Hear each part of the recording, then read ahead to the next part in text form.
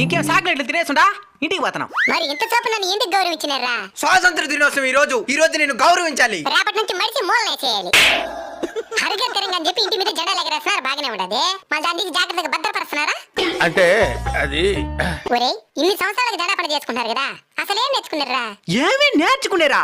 మిగిలిన రోజులలో స్నానం అని చేస్తాం లేదు. జెండా పండుగ రోజు మాత్రం నీట్గా తలస్నానం చేసుకుని కొత్త బట్టలు వేసుకుని గుండెలపైన జెండా గుట్టుకొని జాతీయ జెండా ఎగరేసి జై హింద్ అంటాం.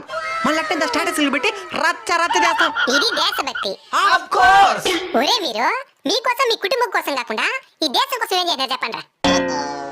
ఓ 10 మందికి మీ వంతు సహాయం చేసినారా?